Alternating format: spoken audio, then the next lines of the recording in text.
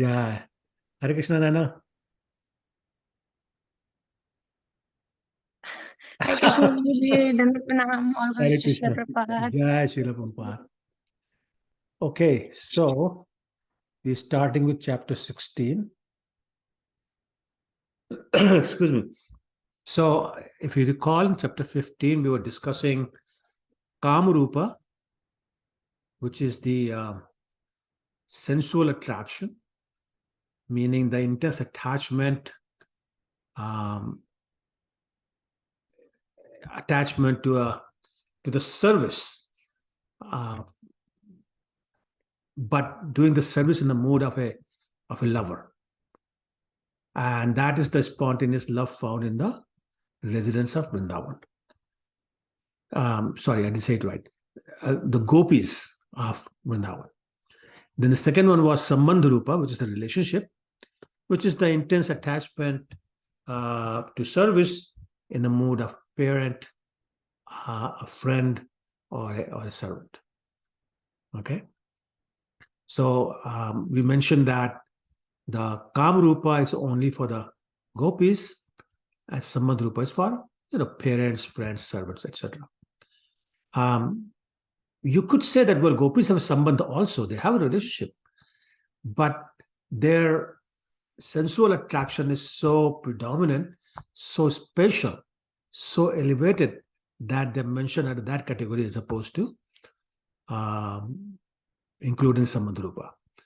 And I remember, and I forget, I think it may have been, I'm not sure, but it may have been Rohini Priya Prabhu. The example he gave was, he said in Hindi, that if somebody says, सब लोग आ रहे हैं और राजा भी आ रहे हैं, then saying that Raja bhi aa rahe is redundant, because when you say सब लोग आ रहे हैं, everybody's coming, then the king is included. There's no need for that. So similarly here, when we talk about the gopis, the Kamrupa, the sensual attraction, is so much more predominant that really there's no need to say that they have Sambandharupa also. So basically, in chapter 15, we analyzed the Kamrupa relationship. Now in the chapter 16, we're going to start with the analysis of Sambandharupa, which is the relationship. So would somebody like to read the first paragraph? I can read, Prabhuji. Go ahead, please. Okay. Chapter 16, Spontaneous Devotion further described. Relationship. In the attitude of the denizens of Vrindavana, such as Nand Maharaj and Mata Yashoda, is to be found the ideal transcendental concept of being the father and mother of Krishna, the original personality of Godhead. Actually, no one can become the father or mother of Krishna, but a devotee's possession of such transcendental feelings is called love of Krishna in a parental relationship. The Vrishnis, Krishna's relatives at Dwarka, also felt like that. So spontaneous love of Krishna in the parental relationship is found both among those denizens of Dwarka who belong to the dynasty of Vishnu and among the inhabitants of Vrindavana. Yeah. So does anybody know who Nand and Yashoda were in their previous life? Vrishni and Sutapa? No. Or Nand and they were Yashoda. Dhara and Drona. So they actually performed some serious austerities, and Lord Brahma appeared, and they made that request that we want to enjoy the childhood pastimes of the Lord. And Brahma said, okay. However, understand something. Nanda Maharaj and Yashoda, eternally liberated devotees, which implies there's no previous birth. So a very interesting concept happens here. Drona and Dhara's, their souls merge in the soul of Nanda and Yashoda. So Dhara was the female. Her soul merges in the soul of Yashoda. And And Drona was the male, and his soul merges in Nanda Maharaj. So there were two souls when Nanda and Yashoda were on this earth. Okay, but the point was that even Drona had so much love for the Lord that because of that love in the mood of parent, they were able to enjoy the loving pastimes of Krishna as a child. Nanda and Yashoda are eternally liberated. They're eternally authorized to do that. But Drona and Dhara also got that opportunity. Okay. Any questions or comments about that? Prabhuji, what you have told, I've heard for the first time. Has something like this also happened like anywhere else? Like दो soul एक ही body के अंदर? Yeah, let me think. I know that they have some examples. Well, Vasudeva and Devaki, same thing. Sakhi Swarupa was saying that Sutapa and Vrishni. And that's why Krishna is known as, no, not Vrishni, sorry, Prishni. Sutapa and Prishni. And they merged in the body of Vasudeva and Devaki. So there were two souls there as well. Thank you so much, Prabhu. Sure. Getting new information. You're welcome. Anybody else? Okay. Who wants to read the second paragraph? When Drona and Dhara enjoyed the pastimes. I'm sorry? When Drona and Dhara enjoyed the pastimes. When did they enjoy? Yes, what? Before or after? When? No. They were merged with Nanda and Yashoda. Oh, okay. Yashoda and Nanda Baba. Okay. Who wants to read the next paragraph, please? I'll read Spotted. probably. Go ahead.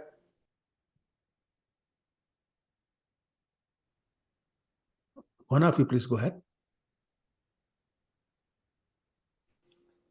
Spontaneous love of Krishna as exhibited by the Vrishnis and denizens of Vrindavan is eternally existing in them.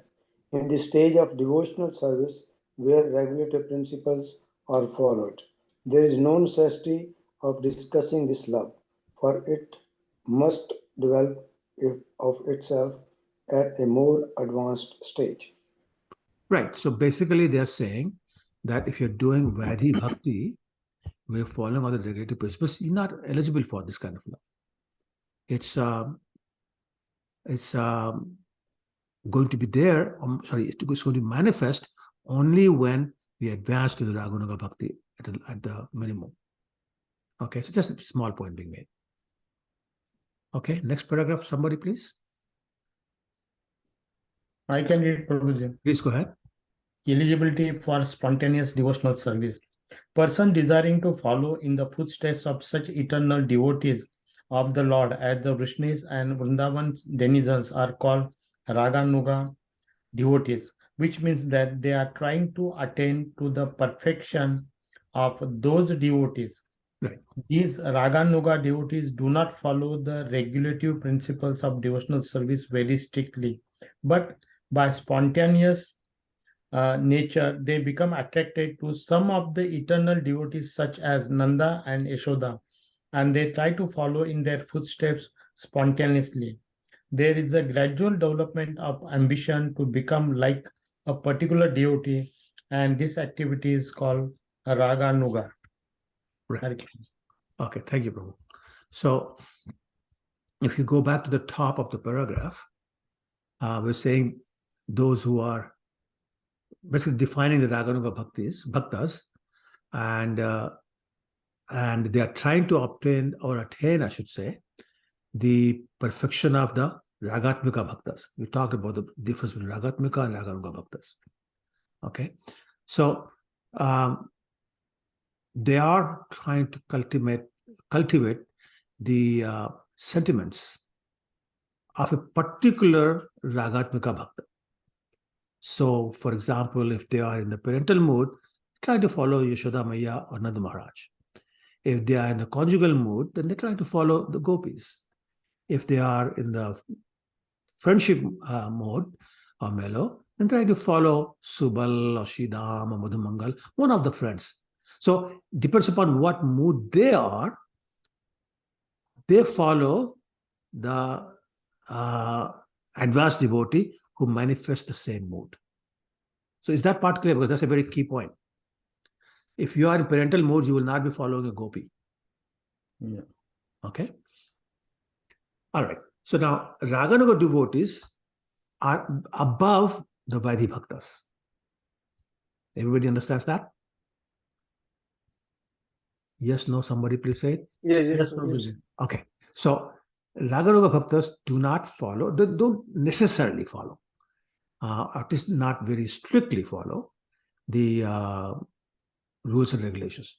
But because the love in their heart is spontaneous, they automatically become attracted to one of the Ragatmika Bhaktas, like Nanda Maharaj or Yashoda or Gopis or Subal and Madhumangal, and they try to follow in their footsteps.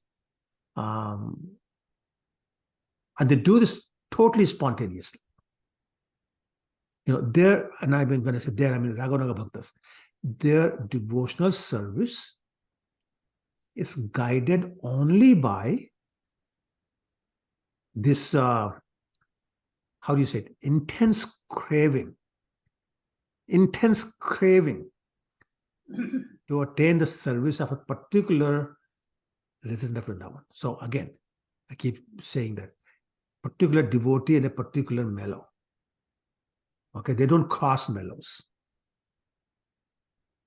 Okay, so they do this from the heart. They do this spontaneously, not because the Shastras say so, not because the Guru is telling them, not because they're afraid of going to hell. It's a spontaneous that is in their heart. I want to follow this particular devotee because that's the mood I have. Okay, so because they're not necessarily following the instructions, the restrictions, the regulations, they are beyond this Vaidhi Bhakti. Okay, so there, to be a Raganuga Bhakta, the basic qualification is simply a natural, spontaneous desire to serve Krishna in a specific mood or mellow or relationship, whatever you want to call it. And typically, this kind of an intense desire is evoked by hearing about the Adhyatmika Bhaktas, the eternal residents of Vrindavan. Okay, so I want to repeat. Raganuga Bhaktas are acting on a spontaneous desire, spontaneous love, not by regulated principles, not by injunctions of the Shastras, not by the order of the Guru. So therefore, they're not dependent upon any of these externals, the spiritual injunctions, the orders of the Guru, or fear factor, or anything like that. They are doing it from the heart. The intense desire is from the heart. The desire is coming from their own spontaneous affection or love for Krishna. It doesn't mean that they will not follow regulative principles. It's just that they don't have to, or they don't have to do it strictly. So, for example, I mean, you know, we talked about the 64 limbs of devotional service, right? We talked about the 4 regulative principles. I mean, Raganuga Bhaktas follow some of them, if not all of them, right? Can you name some of the 64 angas of or limbs of devotional service? Just a few. Worship of Tulsi Maharani. Yes, that's one. Absolutely. What else? Yeah, chanting name. Chanting the holy name, yes. Doing deity worship. Doing deity worship. And, Residing in a holy place of Yes, residing in the holy place, yes. Nam Sankirtan. Yeah, holy name, yeah, absolutely. serving the Guru. Serving Guru. So that's the point. All these Raganuga Bhaktas are also doing it. So when we say they are beyond Vaidhi Bhakti, we're not saying they don't do it. We're saying they don't have to. They do it anyway, but they don't have to. They're not bound by those regulations. Okay? Their motivation is the love, the attachment, not any kind of obligation. I think that's the point I'm trying to make. Is that clear? Yes, Prabhuji. Okay. And then I think the bottom line was the development of this kind of desire, or this kind of ambition to become like a particular devotee. It goes gradually. You keep following the footsteps slowly, and ultimately come to the point that you develop exactly the same sentiment as the Ragatmika devotee. Okay? All right, if there are no questions or comments, we move to the next paragraph. Prabhu, do they have to follow Ragatmika devotee, or they can also follow Raganuga devotee who they feel is better than what a particular person is doing? Actually, that's a very good question. No, they will follow only a Ragatmika devotee. That becomes their hero. And that's the one, that's the mood, that's the one they want to follow. They want to follow the footsteps of. That's the one they want to be like. They develop same sentiments. This is not a question of, but genuinely feeling he's a better devotee. But that doesn't mean they start following the footsteps of that particular devotee. They're busy following the footsteps of Ragatmika Bhakta. As a matter of fact, Raganuga Bhakta think everybody's better than them.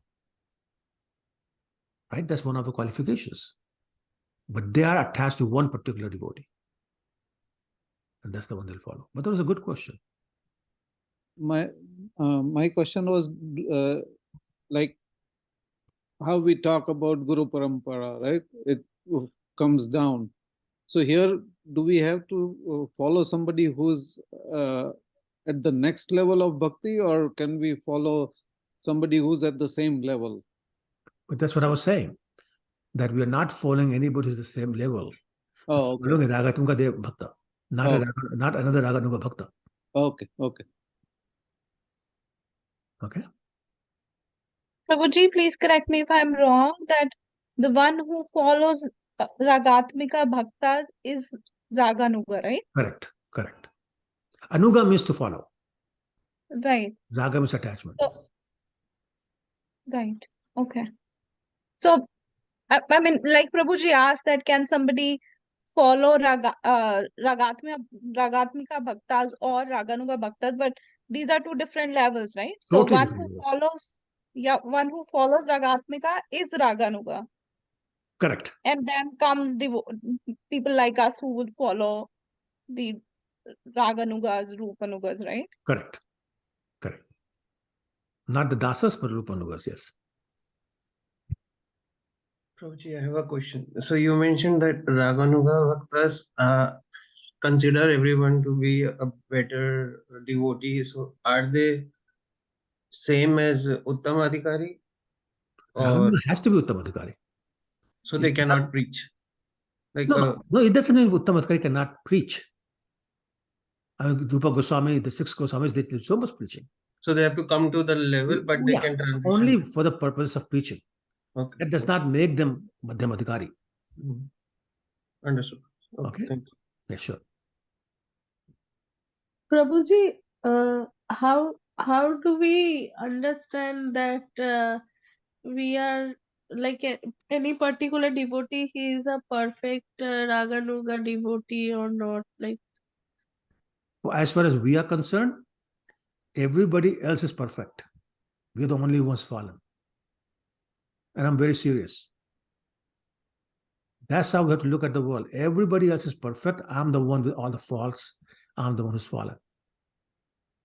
And live your life that way.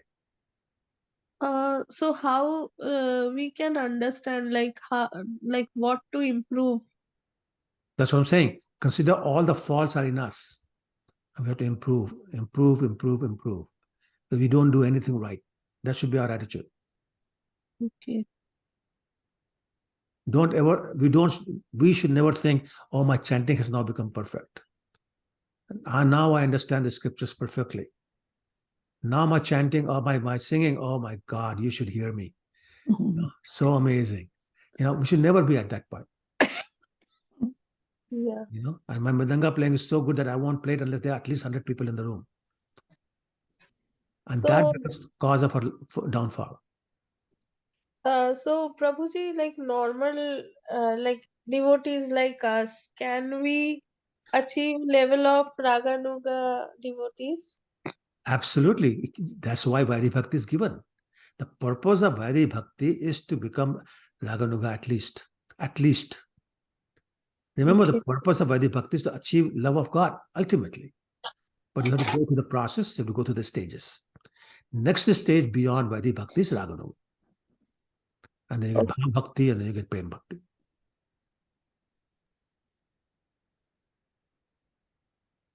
Okay. Does that make sense, Debjani?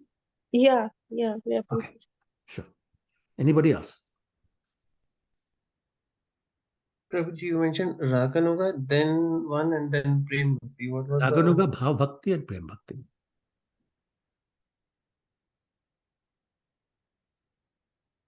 Okay.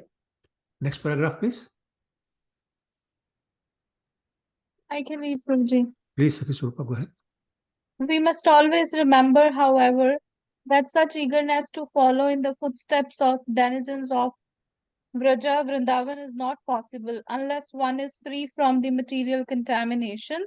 In following the regulative principles of devotional service, there is a stage called Anartha Nivritti, which means the disappearance of all material contamination. Sometimes someone is found imitating such devotional love, but factually he is not freed from anarthas or unwanted habits. It has been seen that a so-called devotee proclaims himself a follower of Nanda, Yashoda, or Gopis, while at the same time his abominable attraction for mundane sex life is visible. Such a manifestation of divine love is mere imitation and has no value. When one is actually spontaneously attracted to the loving principle of the gopis, there will be found no trace of any mundane contamination in his character. Right. So some very important points are being made here. And the first is imitation versus following the footsteps of. Does everybody understand the difference between imitation and following the footsteps? Who would like to tell me?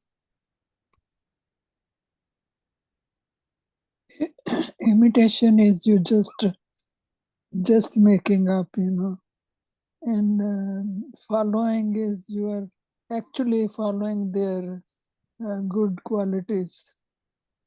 Okay, sure. So, Prabhuji, the bhav is missing in imitation. It's just the show off, right?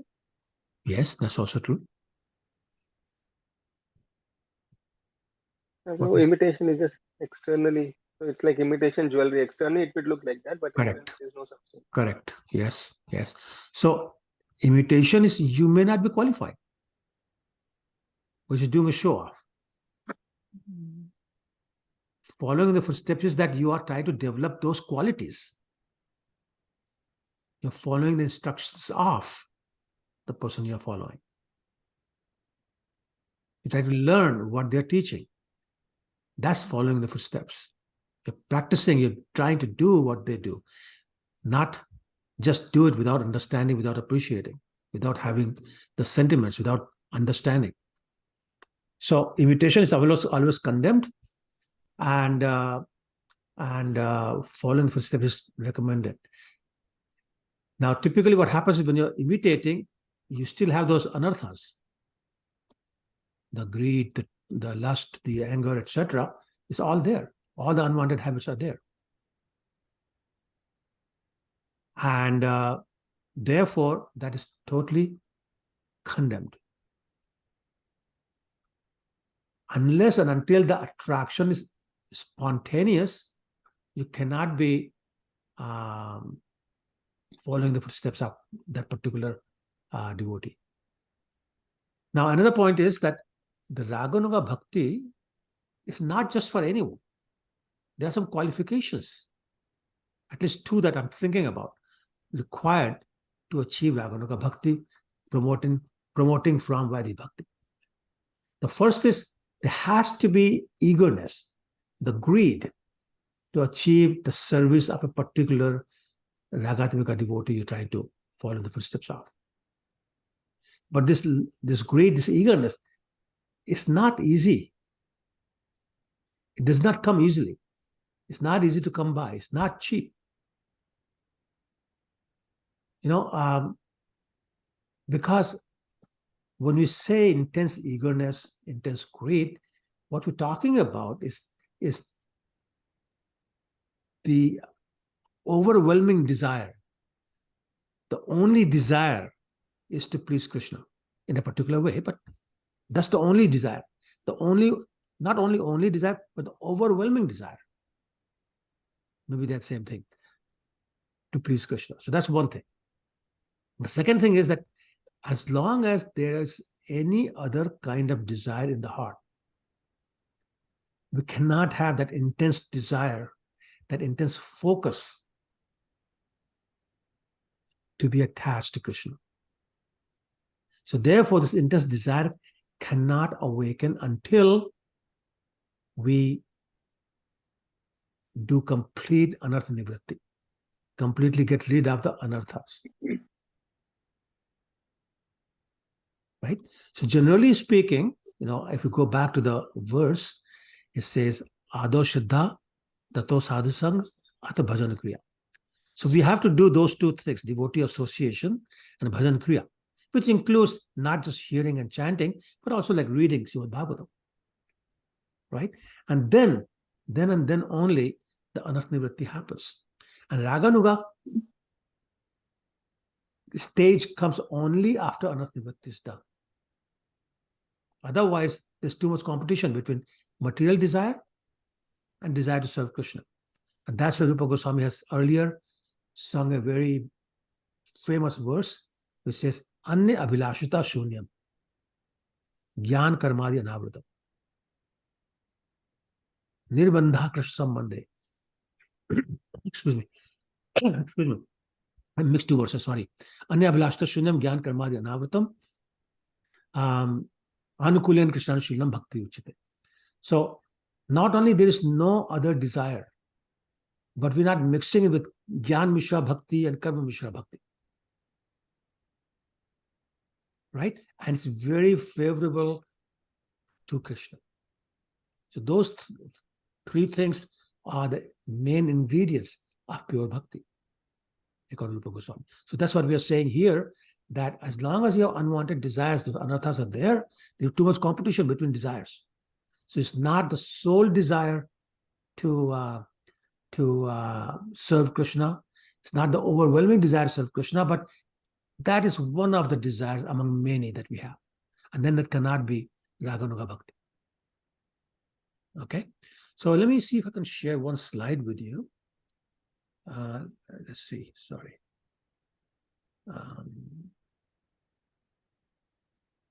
Share.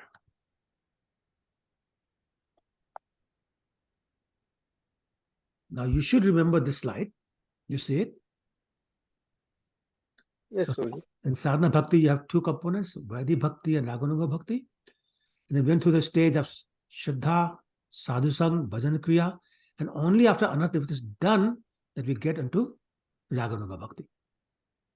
And the three items, Nishtha, Ruchi, and Asakti are there before you get to Bhav.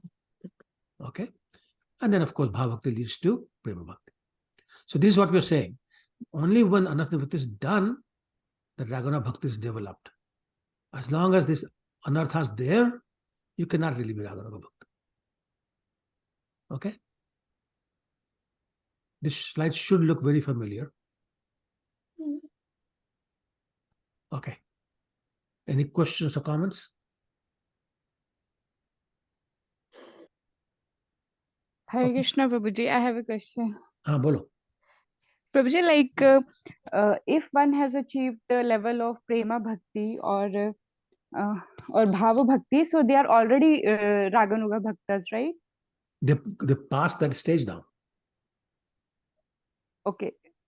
Means like they can be considered like they're already Raganuga Bhaktas. We can say It's that. only after you finish the stage of Raganuga Bhakta that you get to the Bhava Bhakta. Okay, yes. So Prabhu, like we see like Dhruv Maharaj, like in case of Dhruv Maharaj, sorry, in case of like Bharat Maharaj, he was at the level of Bhava Bhakti level. So how we can understand this, like Raganuga Bhaktas, there can be fall down for Raganuga Bhaktas also. Sure, Like they how can. we can. Absolutely, they can. Raganuga Bhaktas can fall down. Even Bhava Bhaktas can fall down. Rare, but they can fall. Okay. Unless you are at a pure devotion level, you can always fall down. Like unless you are at Prema Bhakti This level. Prem Bhakti, yes, correct. Okay, okay, Prabhu. Thank Very you. rare, but it can happen. Okay, okay. Prabhu. Okay. Anybody else? Okay. Would like to read the next paragraph? I can read, Prabhuji. Please Hare go ahead. Krishna. Please go ahead. Therefore, in the beginning, everyone should strictly follow the regulative principles of devotional service according to the injunctions of the scriptures and spiritual master. Only after the stage of liberation from material contamination can one actually aspire or to follow in the footsteps of the devotees in Vrindavan. Right. So basically, it's repeating what we just said, that only after completing the stage of Anartha Nivritti that we become qualified for Raganuga Bhakti. And as we saw in the chart, Anartha Nivritti comes under the stage of Sadhana Bhakti. Right? And Raganuga comes before Bhava or Prema. Right? So as we saw in the chart, Raganuga Bhaktas are still sadhakas. They still do sadhana bhakti. It's not Bhava Bhakti, it's not Prema Bhakti. They have gotten beyond Anartha Nivritti to the stage of Nishtha. But some anarthas still remain. And they remain until the stage of Prema is achieved. And that's why, as Krishna was asking, there's a chance of falling down until you reach the Prema Bhakti. Okay, in other words, anarthas can still remain even if you're Bhava Bhaktas. And that's the cause for their fall down. So, Rukmini, does that make it a little more clear to what you were asking? Yes, Prabhuji. Yes. Thank Okay. you, Prabhuji. Okay. Any other questions or comments? Okay. All right. So, what does a Raganuga Bhakta do? Raganuga Bhakta's first practice is to meditate on the relationship of service between Krishna and the Ragatmika devotee that he's trying to follow in the footsteps of. What kind of devotee, what kind of relationship between the devotee and the Lord this person, the potential Raganuga Bhakta will meditate on, depends upon that person's devotional aspiration. So again, for example, if somebody wants to serve, desires to serve in the conjugal mood, they'll meditate on the mood and the service of a particular gopi for Krishna. One who's now served in the parental mood, parental affection, will meditate on the mood of service of Mother Yashoda for little Krishna, or Nanda Maharaj for little Krishna. So I'm just trying to give you some more examples to make sure you understand what Raganuga Bhaktas are. Okay? Are there any other questions? Yes, So, so, Prabhuji, can we say that? I'm sorry, Prabhuji. no, go ahead. Mataji, go ahead. Prabhuji, can we say that all the Rupanuga Bhaktas, they follow. Not Rupanuga Bhaktas, Raganuga Bhaktas. Sorry. No, I'm talking about Rupanugas. Okay. So Rupanugas follow gopis. So gopis are the Ragatmika Bhakta that they are following. So Ragatmika, Raganuga, but then if we have to talk about all of us, we are following gopis, right? So I understand that the goal is to become a Raganuga, and the devotee that the Ragatmika devotee that the Vaishnavas are following are the gopis, right? Like you gave the example of gopis or Mother Yashoda. So is that how? No, maybe I did not understand what you said, but it doesn't sound right. So let me restart.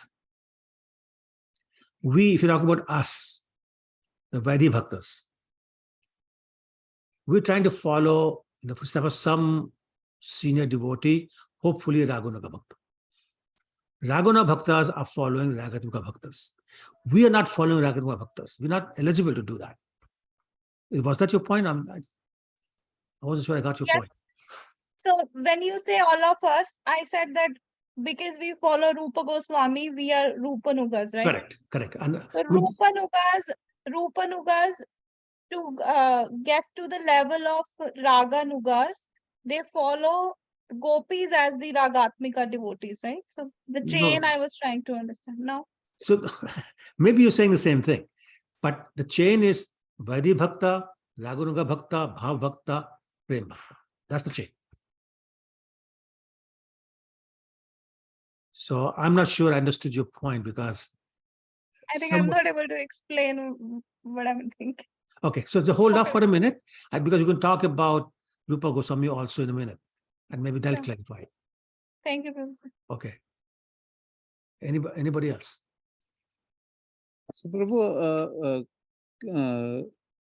can a Grahastha be a Ragatmika Bhakta also? Sure, Nanda Maharaj was. Okay. It has nothing to do with Varnas or ashrams. Okay. When you talk about bhakti, Varna ashram don't count.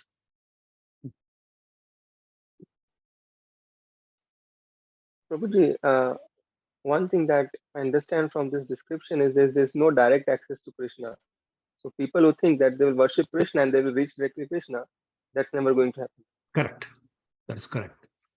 So who are we worshipping and how? We being us on the call. Who are we worshipping and how? We are trying to worship. I mean, we are worshipping Krishna, but it has to go through our Guru, and then through our Guru to Prabhupada, and then through to Radharani, and then to Krishna. It's in Lakshmi Narayan. Yeah, so she's right. So yes, we're going through disciplic succession through our Guru. Yeah. Because we have the mood of awe and reverence.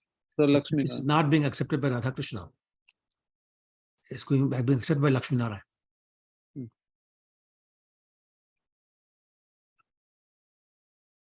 Okay. All right.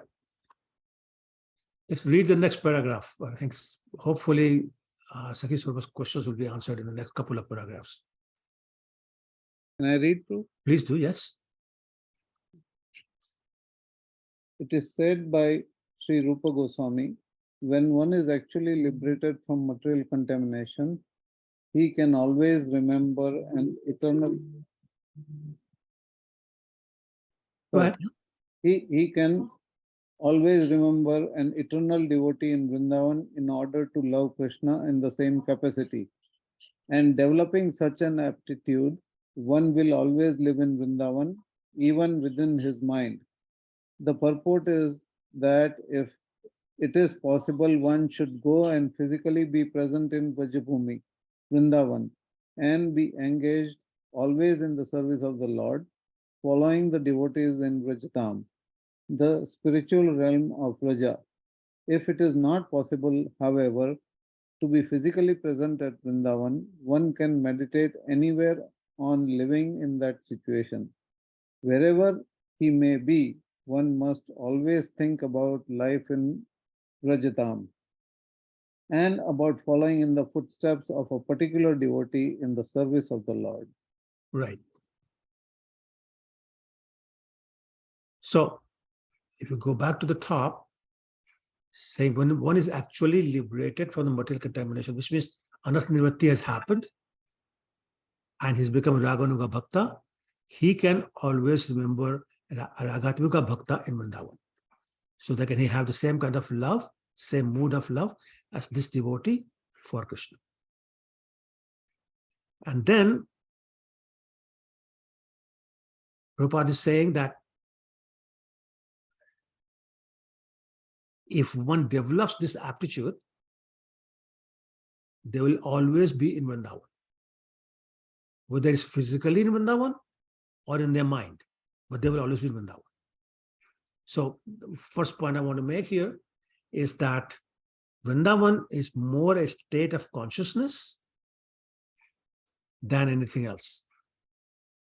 So therefore, you can be living in Toronto or Vancouver or wherever. You could be living in Vrindavan if the mood is right. So what is the Vrindavan mood? Always remember Krishna. Always remember Krishna. And what else? Never forget Krishna. Sorry, bro? Never forget Krishna. Oh, okay, but what else? And serve Krishna. Serve Krishna. So always remember Krishna and serve Krishna. And so that particular mood of service, right? So whatever that mood is, serve Krishna. So one must always think about Krishna. One should always serve Krishna in whatever mood that is, whatever mellow they are in. And that's what Raganuga Bhakta aspires for. So the main thing, the most important thing is to constantly remember Krishna and constantly remember the relationship between Krishna and the devotee. Constantly remember the service of the devotee for Krishna in whatever mood that is. Okay. As a matter of fact, I could probably say that the mental residence in Vrindavan is more essential than physical residence. Although they're both important, but in the physical residence, there's one very important point. And this paragraph is making that point is always be engaged in the service of the Lord, following the devotees in the Vrajadham. So do not live in Vrindavan for more than a couple of days if you have no service. Because you have no service, you'll do nonsense, and the offenses in Vrindavan are magnified by a factor of 1,000, and you'll be doomed. So instead of getting the positive result, you'll get the negative result. So therefore, it's a lot safer if you don't have service, constant service. It's a lot safer to live wherever you live, but make Vrindavan the state of your consciousness, which is always thinking about Krishna, thinking about serving Krishna in the mood of whichever devotee you follow. Okay? Prabhuji, one question. Constantly remember Krishna. Yes, Prabhuji. Staying in Vrindavan when month of Kartik, then what happens? Say again? Month of whole Kartik month, when we stay in Vrindavan, should we stay or not? If you don't have service, you'll do offenses that's even more multiplied. So service can be attending Aarti, Mangala Aarti, attending other Aarti, attending classes, going to places of Leela, Sthalis, visit. That's all service. Yeah. When you're sitting there lying down in your bed, you're talking to people about other people, that's horrible. If that's what you want to do, don't go. Right. Hare Krishna, Pitashri. I have one question, Pitashri. हाँ, बोलो. तो अच्छा बोले पिताश्री, अगर chanting भी तो करना ही एज ए सेवा है, तो जरूरी नहीं है 64 राउंड की जगह जितने मर्जी उतना कर दे. अगर सर्विस कई बार नहीं भी मिल पाए हमें, तो we can do chanting more and more. हाँ, बिल्कुल. You can, if chanting is service. So if you want to just sit there and chat, that's fine. Okay. My point is, don't sit there and gossip about other people, other things. Don't criticize this devotee and that devotee, how you got into fight with the shopkeeper and how somebody tried to cheat you and this is a dirty place. I'm talking about that. Okay. Thank you so much. Don't go for that. Thank you so much clarification, Sure. Pitashri. Sure. Thank you. You're welcome. Anybody else? Yeah, Prabhuji, I remember one Srila Prabhupada, the early time when devotees went from here, right? And they were fighting with the shopkeepers and all that. He says, this is not a place, right? You don't do anything. Even most irritating and the monkeys, we are not supposed to. That's right. Let it go. Whatever you lose it. That's right. Otherwise, you lose much more. Exactly. Exactly.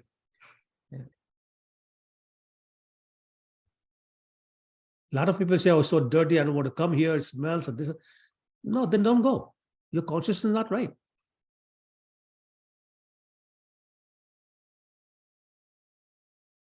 Okay. All right. So Prabhuji, you're saying that whoever has that level of consciousness, like us, when we are chanting, we have to focus on just the chanting, just the name of the Lord. And whoever is in this consciousness, while chanting, they can be thinking like of somebody, some pure devotee, Ragatmika Bhakt, how they feel for Krishna, like while chanting. So when you're chanting, you're only supposed to focus on the sound. Don't think about other devotees or anybody. Okay. My Guru Maharaj says, don't even think about the leelas of Krishna and Radha. If they appear automatically, that's fine, but don't meditate upon them. When you're chanting, just focus on the sound vibration. That's it. So chanting is a very special service.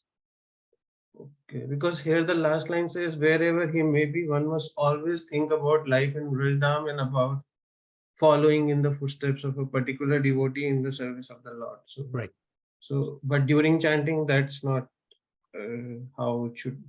Yeah, so don't interpret that too narrowly. Okay, but chanting is different. Chanting, just focus on the sound vibration. Then let other things that you're reading automatically come in your mind. Don't meditate upon them. Thank you. Okay. Prabhuji, but then like when we are chanting, sometimes automatically like images of the deities, it comes to our mind, or some seva what we are doing, it automatically comes. Then it is like every day we are commencing some offense. Then No, see, like that's what I'm how saying. to, If it's coming to you automatically, that's different from meditating upon them. That's the distinction I'm trying to make. If Krishna's image appears in your mind automatically, I think your chanting is very good then. The only image that comes to my mind when I'm chanting is a cricket game or tennis or something else. So you're way ahead of me. that, but like So that is mostly it good. happens. This Yeah. is very good. That's excellent. Like something or other related to my seva or Krishna, it automatically like comes. That's wonderful. And Then you have made good advancement already. thank you, Prabhuji. Keep it up. Yeah, that's wonderful. You should give darshan to everybody here. Put your video on. Let people see who you are. There No you go. problem. See? Hari Bol. Hari Bol. Actually, I was not well again, so Oh that's why no, I I'm don't sorry to hear came. that. No, it's okay, Prabhuji. Okay. But then, Prabhuji, like you are saying, then sometimes it happens that when all those things keeps coming in our mind, so then again, like we are not hearing the chanting the way we should, so that becomes a like offense again. No, so that's what I'm saying. If it is the form of Krishna, Yeah. some service you're doing of Krishna, then that's great. But if it's like an example I was giving you, if it's a cricket match or tennis match or some neighbor coming to your mind, then it's not good. Then it's an Yeah. offense. Okay, Prabhuji. Okay. Yeah. That's wonderful. Thank Anybody you, else? Prabhuji. Sure. Anybody else?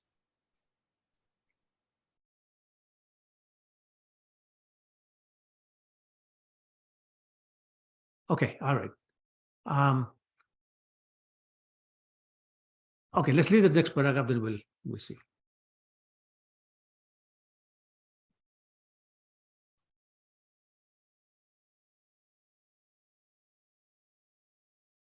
Okay, Prabhuji, I'm going to read it. No one is ready.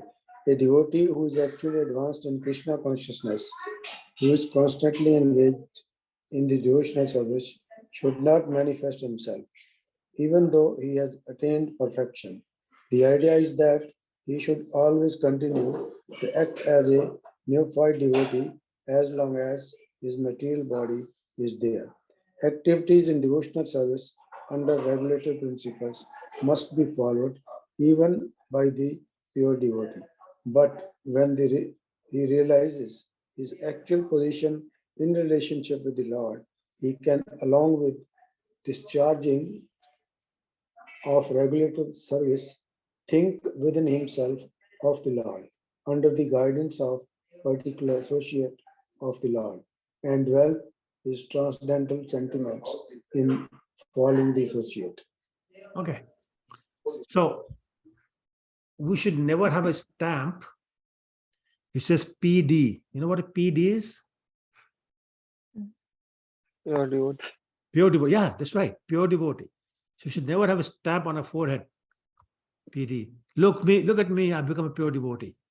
Even if you are a pure devotee, you shouldn't have that. Even a pure devotee, a real pure devotee, continues to consider himself a neophyte. And real pure devotees like Krishnadas Kaviraj go even one step further. What did he say in the beginning of Chaitanya Charitamrita? Anybody who takes my name will fall down. I mean, how humble is that? But that's the sign of a pure devotee. Can you say it again, Prabhuji? Which part? This the last sentence, like if anybody say take my name like that. No, this is in Chaitanya Charitamrita. Mhm. Krishnadas Kaviraj wrote that if anybody even takes my name, he will fall down. He said, basically saying, I'm so fallen that if you take my name, you'll fall down. And in the meantime, he's writing Chaitanya Charitamrita, the most authentic book, the most advanced book on the philosophy of Lord Chaitanya, upon direct instruction from Lord Nityananda. And he's saying, I'm so fallen. Mhm. That's the mood I'm talking about, that the pure devotees have that mood.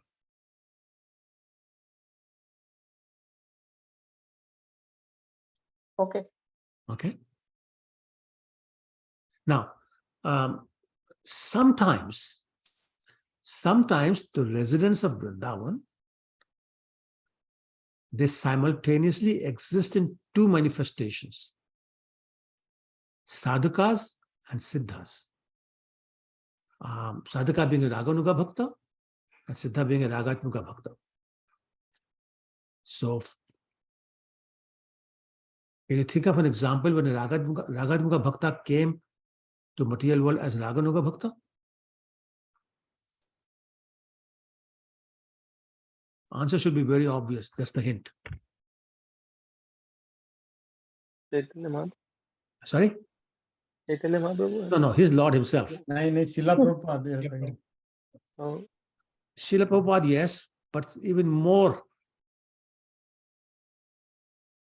prominent than Srila Prabhupada. Prabhuji, Panch Tattva, like No, because three of them are Lord themselves. Just go one level below.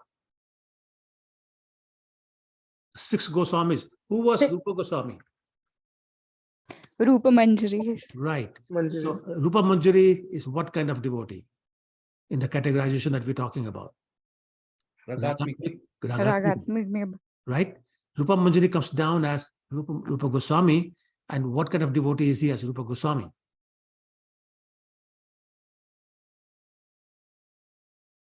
Rupanuga? Raganuga, yes. Sorry, Raganuga. Not Rupanuga, that's you. So Rupa Goswami, as Rupa Goswami is a sadhaka, Raganuga Bhakta. But his original form is Rupa Manjari, a Raganuga Bhakta. So he's simultaneously. In Gaur Lila, he is Rupa Goswami. In Krishna Lila, he is Rupa Manjari. Right? So many residents of Vrija have two manifestations. Like, so who was Sanatana Goswami? Who was Gopal Bhatta Goswami? Who was Raghunath Das Goswami? They were all Manjaris, Prabhuji. They were, yeah. Who was Rai Ramanan in Krishna Lila? Raganuga. No, no, no, no. Vishakha Sakhi Very or good. Yes, Vishakha. And who was Shrubda mother? Lalita Sakhi. There you go. There you go. So this is what I'm talking about. The two manifestations. In Krishna Leela, they are Ragatmika Bhaktas. In Gaur Leela, because Krishna has come as a devotee himself, they are Raganuga Bhaktas. Right?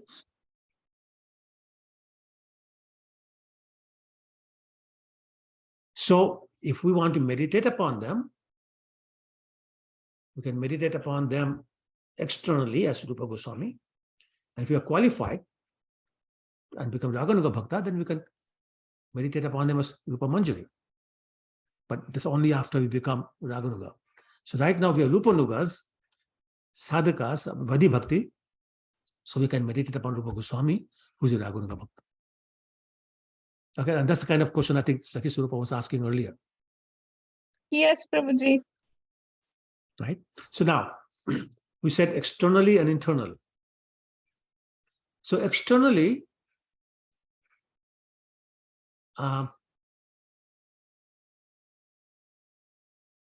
what it means is that we are following the activities of the sadhaka form of the Ragatmika Bhakta. So for example,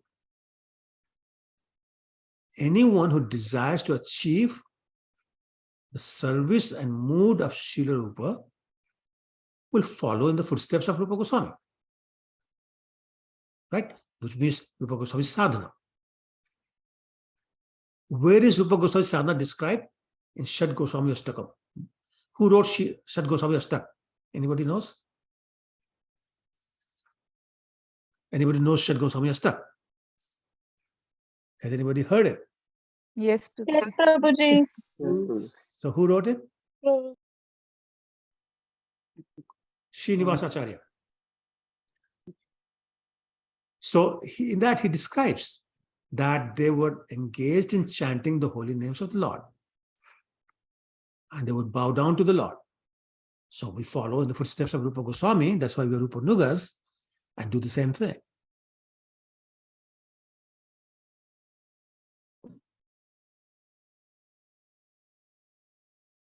Right? Internally is when a devotee is absorbed in the thought of eternal resident Adhyatmic Bhakta by mentally following the behavior of that Ragatmika Bhakta. Okay? So anybody who wants to do that will meditate on the activities of Rupa Manjari, but only those who are Raganuga Bhaktas, they can do that.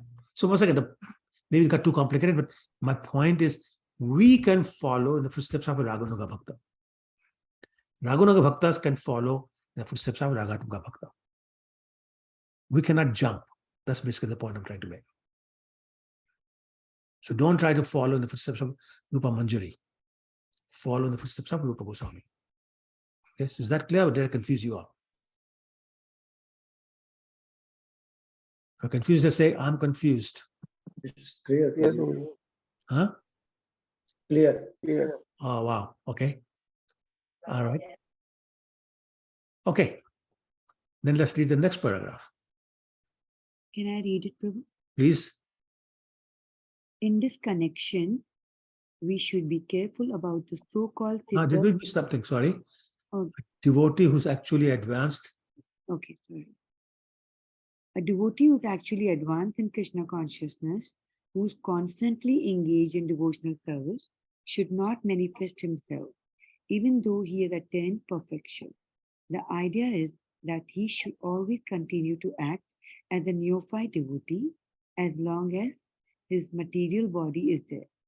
Activities in devotional service under regulative principles must be followed even by the pure devotee. But when he realizes his actual position in relationship with the Lord, he can, along with the discharging of regulative service, think within himself of the Lord under the guidance of a particular associate of the Lord and develop his transcendental sentiments in following that associate. Right. So you may recall, we talked about this already, but I just want to add that you may recall a verse of Nectar instruction. I think it's verse number 3. How does it go? Utsahat nischayat dhairyat tat tatkan pravartanat sang tyagat satovratte shadvidhi bhakti prasid. How does it go? Shadvidhi? No. Yeah, shadvidhi bhakti prasidhite. Yes, prasidhite. So here satovratte is being described, which is following the footsteps of. So depending upon who you are, you follow footsteps of the devotee in the next higher stage. But regardless of how pure you are, you don't go around announcing yourself that I'm a pure devotee, respect me as a pure devotee, offer me obeisances, constantly think about me, and worship me. We don't do that. That's for Krishna. Okay? And anybody who's trying to prove how pure he is the most impure. That's true. Okay? So that's the very quick way of knowing who's pure, who's not pure. Okay? All right. Let's do the next paragraph. Very interesting point coming up. मैं पढ़ूं? हाँ जी, बिल्कुल पढ़िए. In this connection, we should be careful about the so-called Siddha Pranali. The Siddha Pranali process is followed by a class of men who are not very authorized and who have manufactured their own way of devotional service. They imagine that they have become associates of the Lord simply by thinking of themselves like that. This external behavior is not at all according to the regulative principles. The so-called Siddha Pranali process is followed by the Prakrita Sahajiya Efficido sect of so-called Vaishnavas. In the opinion of Rupa Goswami, such activities are simply disturbance to the standard way of devotional service. Right. Okay, so first of all, let's make sure we understand the term Siddha Pranali. Does anybody know what that is? Okay, I see people shaking their head. Okay, so let's talk about something we've discussed before. How many types of bodies do we have? I'm not talking about 8.4 million types of bodies. How many types of bodies we each have? Each one of us. 3. Subtle and gross. 3. You said 3? 3. Yes, Mataji. What are those 3? Subtle, gross, and Spiritual. Spiritual. Yes, so you're right. So gross body, temporary, totally material. That's gross in more ways than one. Then the subtle body is also material, but subtle. What does it consist of? Mind, intelligence. Soul. No. Man, buddhi, ahankar. Mind, intelligence. Mind false ego. and intelligence. False ego. And ego. Correct. So mind, intelligence, false ego, man, buddhi, or ahankar. That's subtle body. They're both material. The third body is spiritual, and it has a form. Each one of us has a spiritual form. We just don't know what it is. We have forgotten. And it's buried under the subtle and the gross bodies. So we don't know who we are. I don't know how many of you know the spiritual body or Siddha, they of Madhavendra Puri, the spiritual master of Ishwar Puri, who was the spiritual master of Lord Chaitanya, is a tree. So we don't know. We don't know what our Siddha Deha or spiritual body looks like. But it has a form. So there are certain groups of people, excuse me, who claim that come to me and within a day, I'll tell you what your Siddha Deha looks like. And then you worship. And Rupa Goswami, Srila Prabhupada, they were very much against these people because they're fooling them. Because you cannot recognize, you cannot realize your Siddha until you become pure. Chanting one day does not make you pure, and chanting one day does not tell you who your Siddha is or what Siddha is. So that's what's being discussed here in this particular paragraph. Very clearly, it is followed by a class of people who are not very authorized. They manufacture their own way of devotional service. Okay? They think they can become the associate of the Lord simply by thinking they become associate of the Lord. It doesn't work. Okay? A lot of practice sahajiyas, these are the people who are sentimentalists, don't believe in philosophy, just do whatever they want. And they follow this. Now, Rupa Goswami has written a very wonderful verse. It says, Shruti Smriti Puranadi Pancharatri Vidhimbina Ekantike Hare Bhakti Utpateva Kalpate. That's what the last line is saying. That these people, because they're not following the Vedas, the Puranas, the Pancharatras, even though they're doing Krishna bhajan, it's simply causing disturbance in the society. So not recommended at all. It's a fallacious interpretation of the philosophy. And apparently, very interesting, there was a disciple of the daughter of Srinivas Acharya who started this for some reason. And Prabhupada always talked about this, just stay away from anybody who says, I'll give you a Siddha, I'll follow Siddha Pranali. Stay away from those people. It's totally deviant philosophy. It's deviant in two ways. So one is that it's encouraging people to prematurely imagine their perfect spiritual form, the Siddha Rupa. That's just not possible to chant for a couple of days or one day and know that. Our acharyas insist that the realization of one's Siddha or Siddha Rupa develops gradually. But the cause for the development is the purified desire of the heart. So if the heart's desire is not pure, you cannot develop an understanding of Siddha Rupa. Right? And there have been cases where a guru will tell a disciple that, oh, a peacock is your eternal form. In the meantime, the disciple is smoking cigarette, drinking beer or whatever. That just doesn't go together. If your heart is not pure, your desire is not pure, you cannot know your Siddha. First deviation. Second deviation is that these people are following the Siddha Pranali. They insist that residents of Vrindavan, no, sorry, let me put differently. The term residents of Vrindavan applies exclusively to those people of Vrindavan who were there during the time of Krishna Lila. But once they came to Gaur Lila, like Rupa Goswami, Swarup Damodar, Ramananda Rai, we talked about these people, they came in Gaur Lila, they became something else. That doesn't work.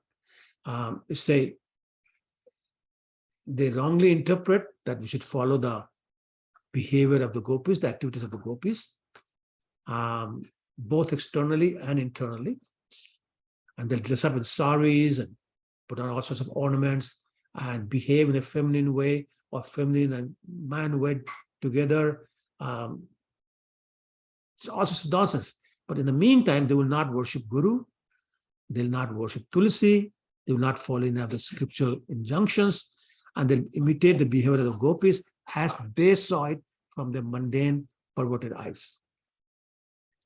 So therefore, the desire is material, it's not purified, but they're trying to imitate the behavior of the gopis by using all this, and it's just totally bogus. So stay away from anybody who says, I'll teach you the Siddha Pranali. Prabhupada repeated that so many times. Okay. Any questions or comments on that? Prabhuji, that's why it's so very important to get a guru from the authorized scripture, because the mental concoction does not apply only in material world. Even in spiritual path, there are so many dead ends. Correct. More in spiritual side than material side, probably. And this is why it has to be a bona fide spiritual master, which means has to belong to a bona fide disciplic succession. If not, then you're doomed. Okay. Any other comments? Okay, all right. So let's read the next paragraph.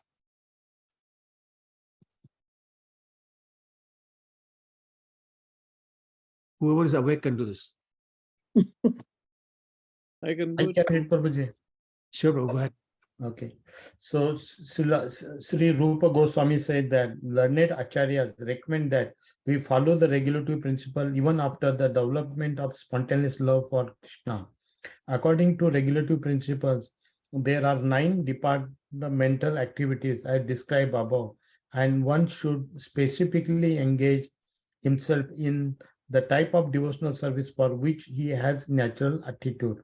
For example, one person may have a particular interest in hearing, another may have particular interest in chanting, and another may have particular interest in serving in the temple.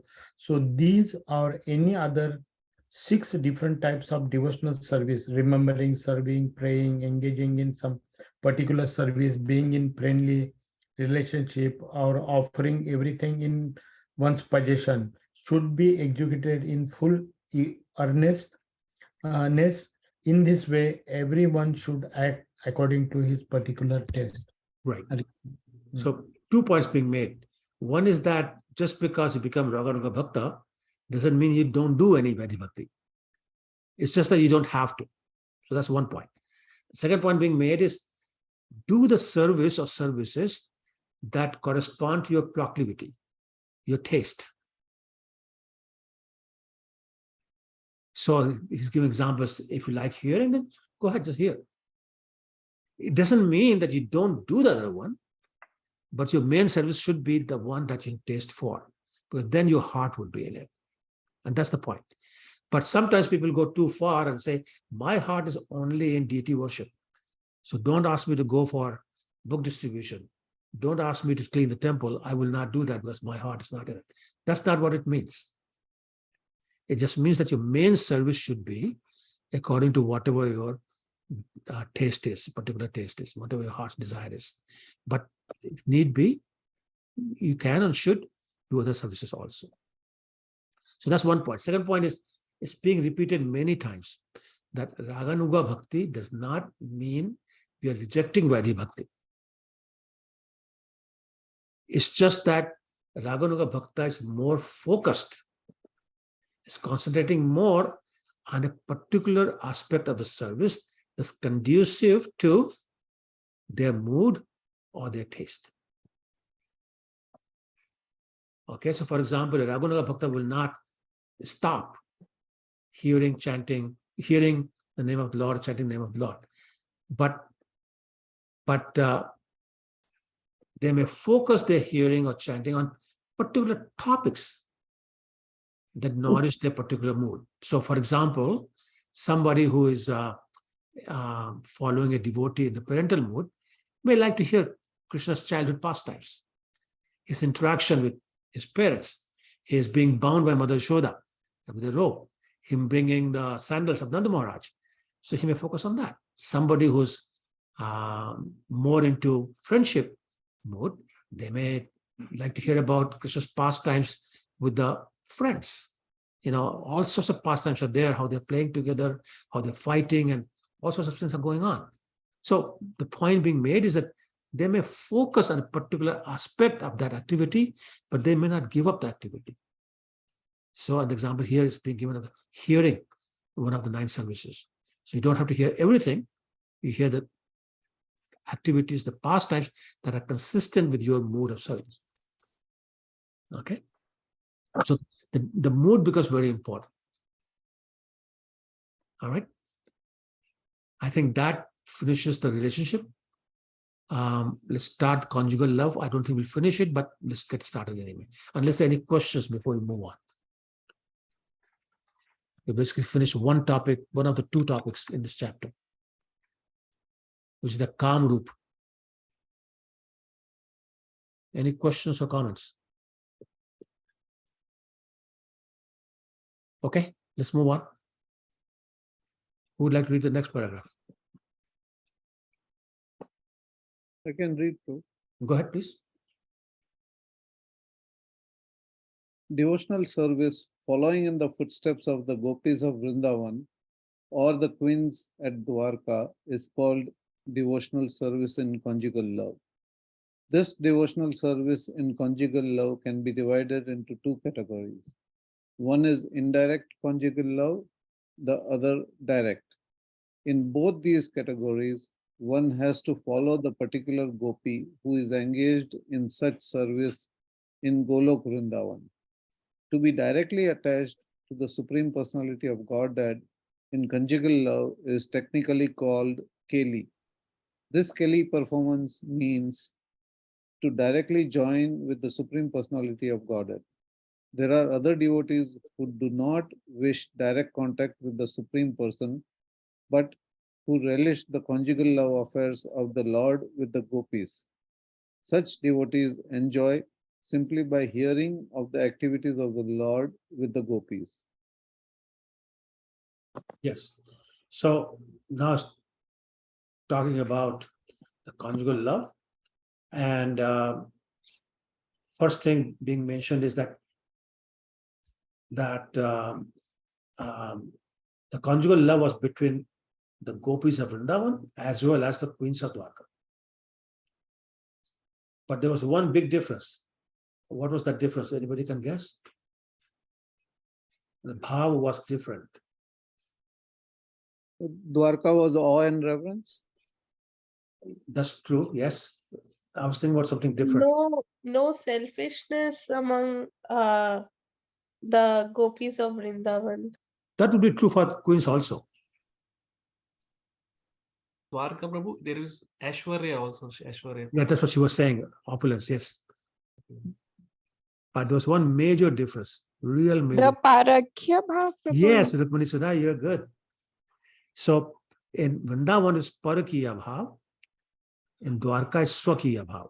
Does everybody know those two terms? No. No? Okay. So Swakiya Bhav is, I'm your wife, I love you.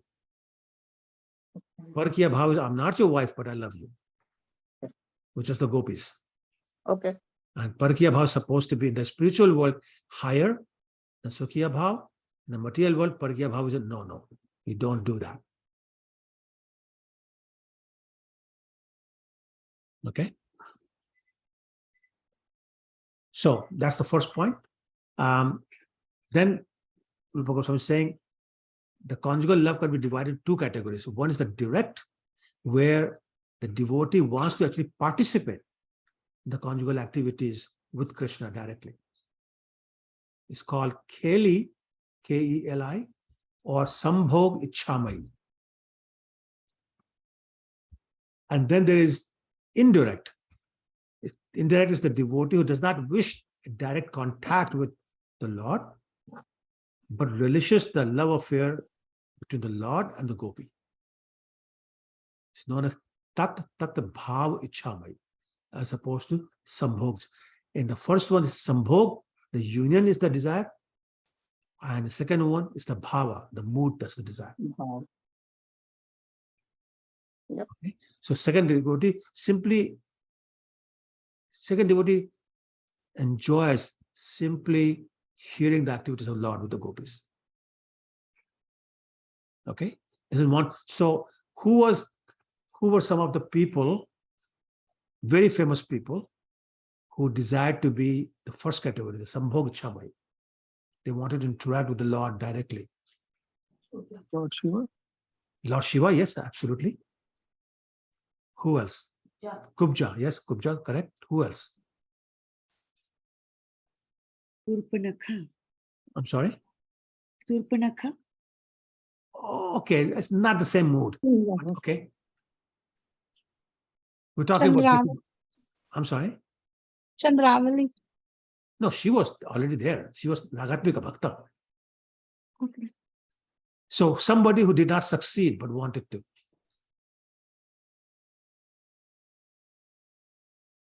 Was not allowed to interact with Krishna directly. Lakshmi. Yes. Mother Lakshmi. Mother Lakshmi. Okay. So that's the first kind. The second kind, anybody basically who wants to hear but not join in. Okay. All right, it's 9:24, so we'll do one more paragraph, then we'll stop. Would like to read that?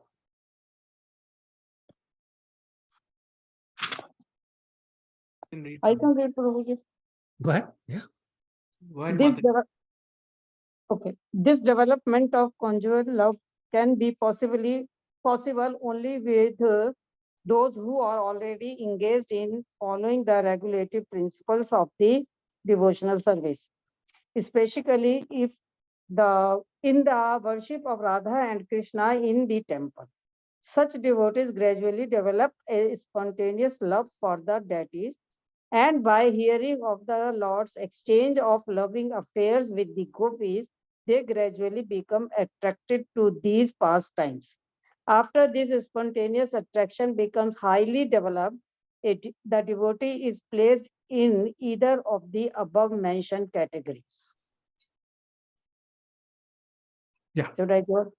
Yeah. So basically, point being made is that you start with Vaidhi Bhakti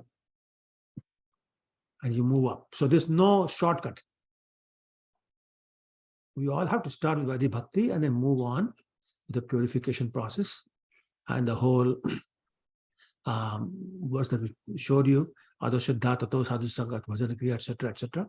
You go through all those stages, Artha Nivritti, Nishtha, Asakti, Rati, and all those kind of things. Then you get to Bhav and then to Prem. But the start is Vaidhi Bhakti.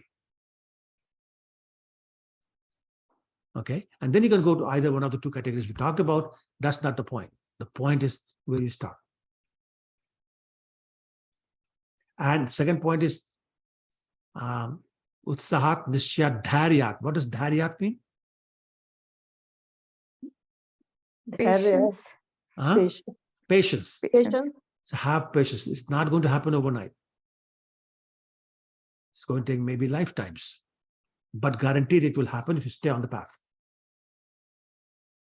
So that's the other point. It's a slow, gradual process. Unless, of course, sadhana, Kripasiddhi, that can happen. Krishna says, no, enough. I give you my mercy, you come to me. That's different. But I'm talking about normal. It's a very gradual process, but guaranteed process.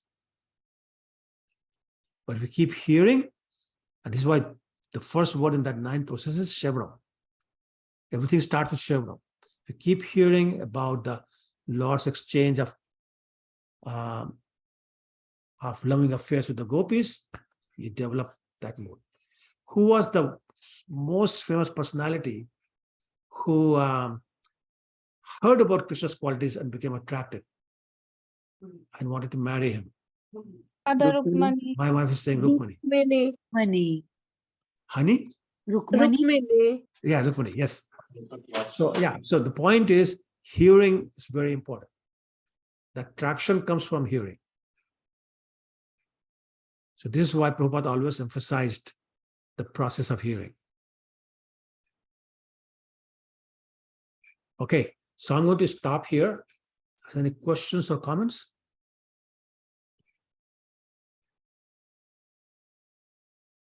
Prabhu, it says that the devotees get divided into 2 categories. One who want to have direct relationship with Krishna, and the others who just want to Swaki and Paraki Bhav. So No. 2 different things. Oh. Two totally different things. Sorry.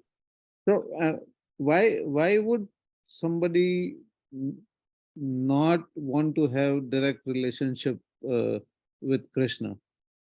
Any specific reason, or is Yeah, just because they don't consider themselves qualified to do that, so they're happy just hearing about it. Yep.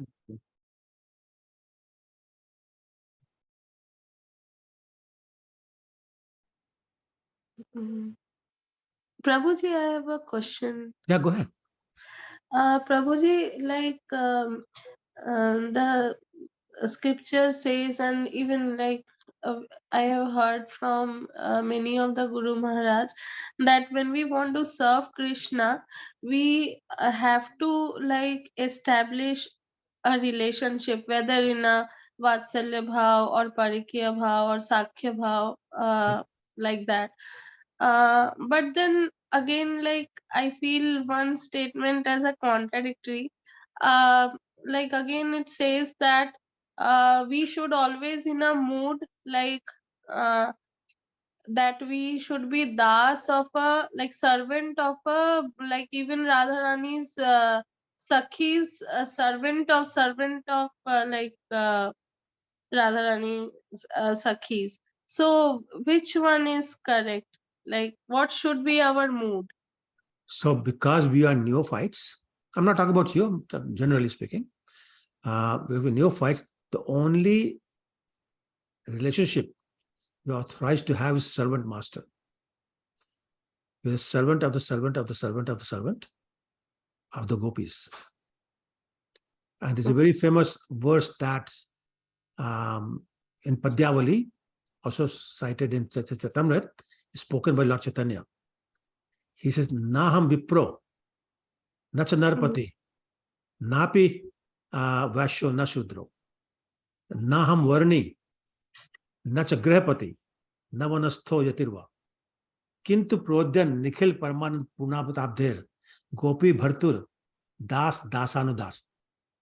He's saying, I'm not a Brahmin, not a Kshatriya, I'm not a Vaishya, I'm not Shudra. I'm not a sannyasi, I'm not a grihastha, I'm not vanprastha, I'm not brahmachari. So who am I? I am the servant of the servant of the servant of the servant of Lord Krishna, who is an ocean of nectar. So that's who we are. We are the eternal servants of Krishna. Yes. And when we are neophyte, that's the only relationship we have. The pure devotees can have relationship in other four mellows, other three mellows, I should say. They can have friendship, they can be parents, they can be conjugal. But we're not even authorized to even be the followers in the footsteps of those who are in that mode. We're not qualified yet. So I see a lot of people carrying Laddu Gopal, saying, this is my baby, I'm the mother. Well, that's bogus. You are not authorized to become mother of Krishna. Just remain a servant and be happy with it. Yeah. So when you hear people, Maharajas tell you about, we can be friends, they talk about pure devotees. They're not talking about me. I can at best be servant of the servant of the servant. So then Prabhuji, like if some devotee, like out of their love for Krishna, if they have the deities of Laddu Gopal, so does that becomes offense then? Well, if they have genuine love, then they're pure devotees, they can do whatever they want. But if it's not genuine love, it's just imitating somebody or showing off or just saying, look at me, how pure I am, then yeah, it's an offense. Okay.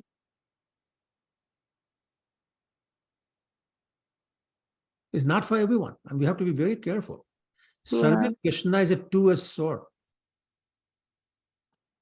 It's great if you do it right, and it's really bad if you don't do it right. You get burnt. This is why in the age of Kali, Prabhupada always said, serve God Nitai, they don't take offense.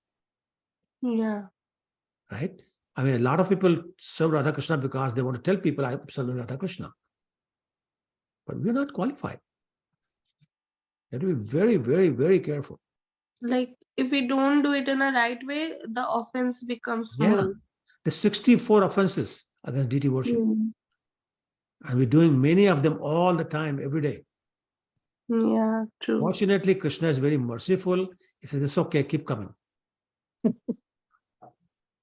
You know, I tell people all the time, you may have heard me say this, if we were half as incompetent in our material professional job as we are in serving Krishna, we will be fired from our job within the first hour.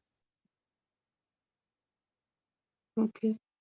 Right? It's Krishna's mercy that he says, I know you're making mistakes, I know you're offending me, but it's okay. Keep coming. Keep trying.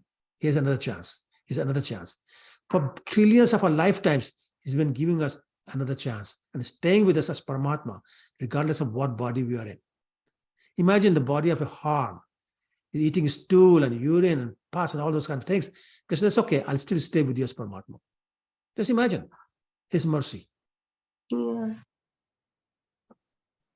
Right? Yeah. But we owe it to him to be careful. At least try to be more careful. At least try to do the right mood. At least try to keep the right company. At least try to be attentive when we're chanting. And have some respect for him, please. But we don't. And that's our problem. That's why we keep coming back.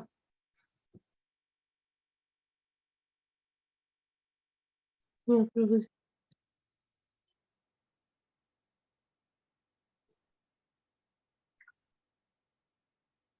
Anybody else?